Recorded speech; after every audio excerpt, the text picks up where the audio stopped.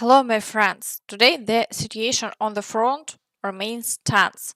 However, with the Ukrainian Armed Forces receiving a sufficient amount of ammunition and missiles, they are successfully striking Russian military targets and occupier bases.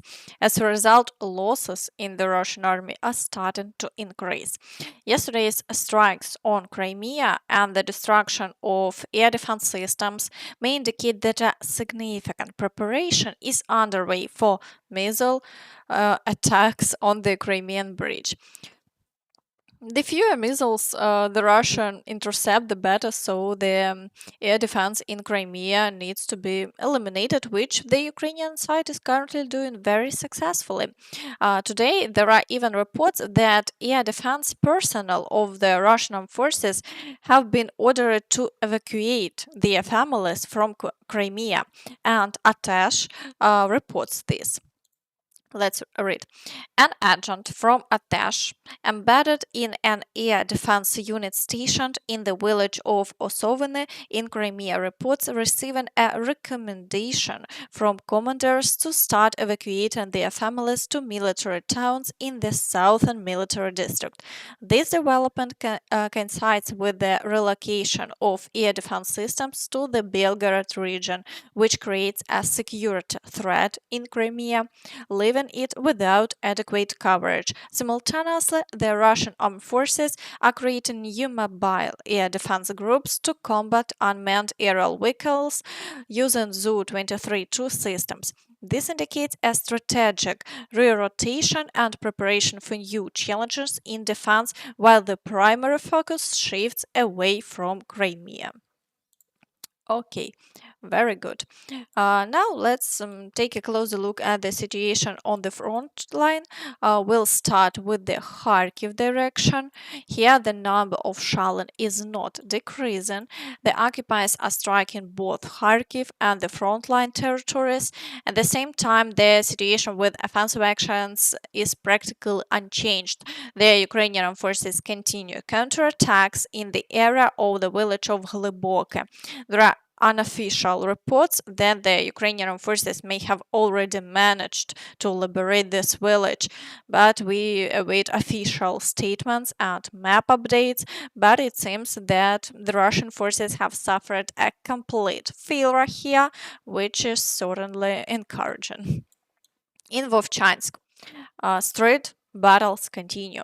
The Ukrainian armed forces are conducting counterattacks while the Russians are trying to advance.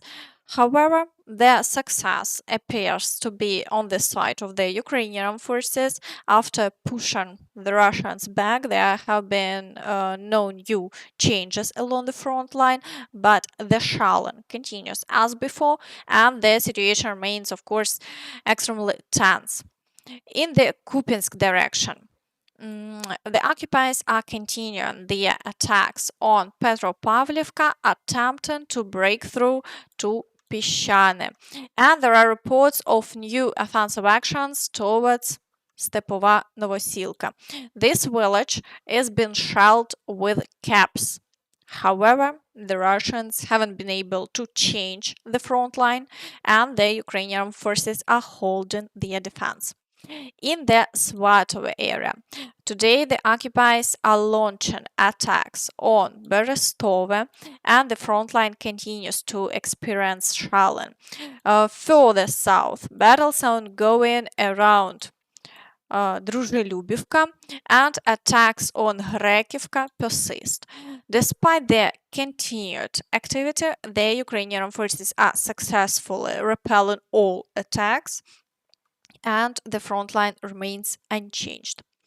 In the Kreminna direction, the situation remains tense. The occupiers are attacking Nevske, Terny, and Torske, with assaults again recorded in the forest near Crimean. They are attempting to break through to Grigorivka to advance directly towards Siversk. Despite these efforts, there have been no breakthroughs along the front line. The Ukrainian forces are doing everything possible to hold the defense. In the Siversk direction, battles are ongoing near Vyimka, Ivanodarivka, Verkhnyo-Kamensk, and even Spirne. The occupiers continue their attempts to break through the defenses to reach Siversk. Despite their continuous assaults, the Ukrainian forces are successfully holding the line, and the situation remains unchanged. In the Chasiv Yar direction, the occupiers are showing significant activity but have been unable to capture Chasiv Yar. All their attempts to break through to the outskirts and establish a foothold have been repelled by the Ukrainian forces. However, the fighting continues around the outskirts of Ivanivske, Klishchiivka, and Andriivka. Despite their ongoing clashes, there have been no changes along the front line over the past day. The Ukrainian armed forces have been tasked with maintaining a solid defense, as any success near Chasiv Yar would immediately put another large settlement, Konstantinivka, at great risk. Therefore, it's crucial to prevent any Russian advances here. However, some reports indicate increased use of equipment by the occupiers as they strive to achieve their objectives. In the Pokrovsk direction, the activity is even higher. The occupiers continue to conduct over 20 assaults per day. They are making slow progress but advancing meter by meter. However, as before, the Ukrainian side hasn't confirmed any successes by the Russians in Novo-Alexandrovka, and fighting continued there. The Russians are intensifying shelling of the frontline villages to pave the way to the highway, which is still 8.5 kilometers away from the current front line.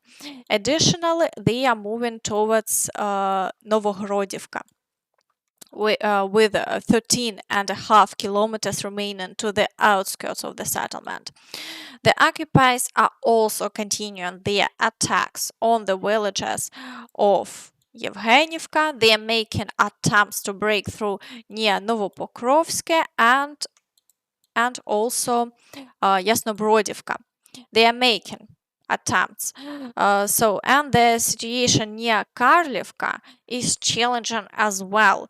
After the recent capture of Netailove, the occupiers have nearly reached Karlivka, and they periodically conduct attacks. They are trying to get as close as possible to the outskirts of the settlement and establish a foothold. However, the Ukrainian forces are repelling all attacks despite their high frequency, and the situation remains very tense. In the Kurakhove direction, the occupiers are still attempting to break through in Krasnohorivka to fully capture the city. However, the Ukrainian forces are managing to hold off the pressure and are even conducting counterattacks. There are unofficial reports that some positions have been recaptured from the occupiers, but of course, we need to wait for official statements on this matter. Meanwhile, fighting continues in Berestove, and there have been renewed attacks on the villages of Konstantinivka and Georgievka.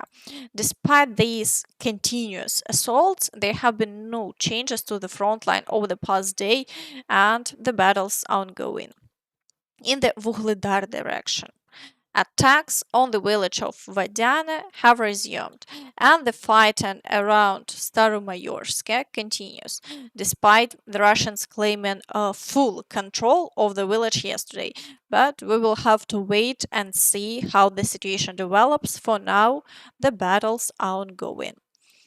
In the Zaporizhzhia direction, the occupiers have decided once again to break through from the village of Kopany towards Novodanilivka.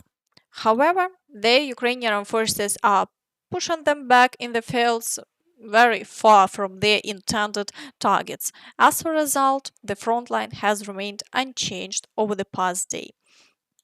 And in the Kherson direction, The Ukrainian forces continue to hold a foothold on the left bank under their control.